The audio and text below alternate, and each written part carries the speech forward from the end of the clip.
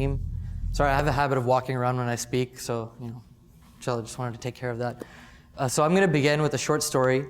It's actually, when I finish the story, I'll tell you about how common it is. So there's a boy named Abdullah, and his mom is Muslim, but his dad isn't. And so his mom one day, she starts thinking about this. She's like, you know what? I'm really not doing enough to raise my child as a good Muslim. Let me send him to Sunday school. So she starts sending him to this Sunday school, where she feels that by sending him here once a week, he's going to turn into an amazing Muslim. He's going to have memorized the Quran, he's going to know Arabic, and he's going to be able to give khutbahs by the time he's done. It happens. It happens all the time. And sad as it is, a lot of parents treat Sunday school like it's some kind of daycare. They send their kids there, and they expect their kids to come out the other end like a shining, polished gem, just once a week. That's all we're giving them. And so there's one immutable fact that comes down to this, right? Sundays, Saturdays, whatever it is, one day a week is not enough to establish a good Muslim child. It's just not possible. It's not going to work that way. So I'm coming to you with this idea that Sunday school, we should still continue Sunday school. I'm not saying abolish it, destroy it, whatever, but Sunday school should be a conduit to get a child involved in the greater Muslim community at large. So there's two ways to do this. So one, you make Sunday school very interesting, and two, you get the parents involved. So let's start with one. We'll start with one over here. So how do you make Sunday school interesting? First and foremost, you have to relate Sunday school to them on their level. One thing that you have to keep in mind, above all else, is that if you cannot make Islam interesting to these children, you've already lost the war. You've already lost this battle. These kids aren't going to pay attention. They're not going to want to be a part of this. If you tell them a story of a Sahaba or a story from the Prophet's life, any story at all, be prepared to show them how that relates to their life.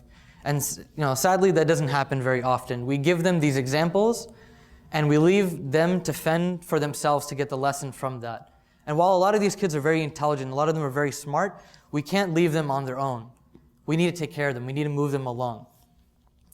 So another thing that we really need to do to make it interesting, give them an older brother, older sister figure. And I'm really glad that Brother Umar mentioned mentorship. By all means, I feel like that is the future of Islamic education, of raising people in the community. You give them an older brother, older sister figure to look up to. They have someone to aspire towards, and someone to learn from, someone to come with their problems. So I'll give you and the last thing, to make it interesting, you give them the fun that they're deprived of at school. 5 days a week, they're sitting in school at a desk, listening to someone talk at the front of the class. They have enough of that. Don't give them that one more day of the week. Don't force them to endure that for a sixth day. They don't care. They're not interested in that. Make it fun. Make it entertaining. So I'll give you an example of one thing we did. So one day, I had my students with me. We're sitting down, and we had just finished a lesson. They just came back from their Quran class, and we're sitting down and said, all right, guys, you know what? Who watched the Rockets game yesterday? All of them raised their hand. They got all excited, every one of them. There's about 3 kids who didn't really care for basketball, but even they got excited. We started talking about the Rockets game. We started talking about that. Somehow we started talking about school. We started talking about something, and then one kid came forward. He said, Brother Hasan, one of my friends offered me weed the other day. And he made a pretty good argument. I think I'm going to try it. I think it's pretty good. And it's really sad. It shocked me at first, but I said, okay, let me hear you out. What are his arguments? What's he talking about? So he told me how his friend told him, this, that. I said, all right, well, what are your goals? So we started talking about it. He's on the soccer team. He wants to do this. He wants to do that. And we talked him through it. We as a class, the kids, not just me, it was mainly the kids. The other students in the class were like, man, that's a bad idea. You shouldn't do that. They talked him through that, and they got him to that conclusion. And it's not uncommon at all. But when a child steps forward with their problem, and they talk to you as if you're their friend, you know you've done a good job. You know that there is some hope for that child. So the second thing, so right up here, you have to get the parents involved. And this is absolutely key. You can't have a community without both generations working together. So to get the parents involved, the first thing you have to do is reach the parents at their level. You have some parents that want to know every minutiae of what their child is doing in Sunday school. And then there's some parents who are like, all right, look, the kid's yours, do what you want to do, take care of him. So document your results for those parents that are going to be nitpicking at what you do, and build rapport with those parents that aren't as involved so you can get them in. You want to engage the parents at their level, get them involved, to their level of proficiency. If they want to contribute financially and that's it, let them do that. If they want to be a part of the Sunday school, open up an avenue for them to do that. Let them be involved. Because when you build this relationship with the parents, when you tell them, look, Sundays are not enough, they're going to understand that. They're going to understand that and they bring their kids to the masjid other days of the week. And that's exactly what you want. And so,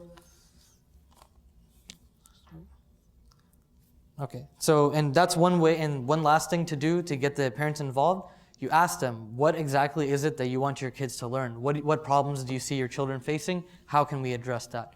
So once you have all that together, when you get the parents involved, the relationship between Sunday school and the community at large becomes a lot more clear. How are we going to move these kids into another way of being involved with the community? So now that we have those two factors, how do we consider a Sunday school a success? And I'll buzz through this really quickly. One, when a student comes to you facing a problem, a personal problem.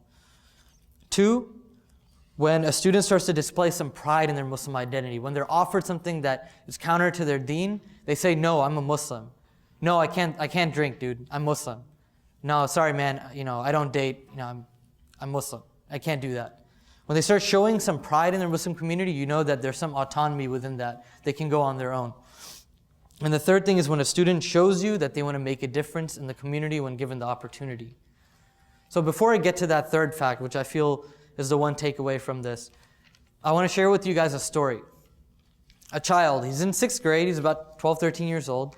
He came up to me one day, we were playing basketball on the court at the masjid, and he came up to me and he said, Brother Hasan, I'm at school, and there's this girl, and I really like her, she really likes me, we hold hands, we walk around the school, and I'm really, I don't know what to do about it.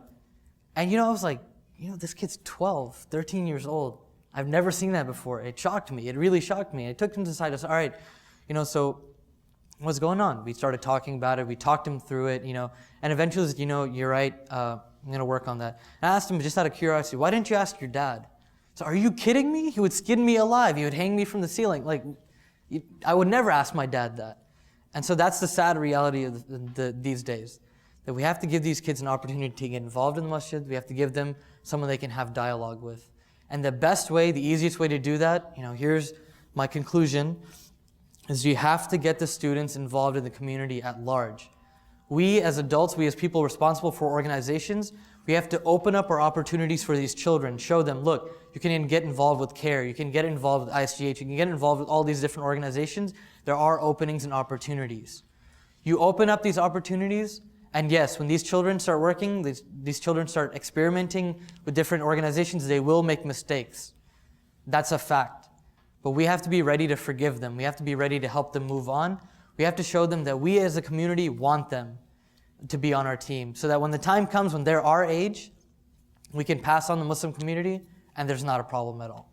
Jazakallah khair. Thank you.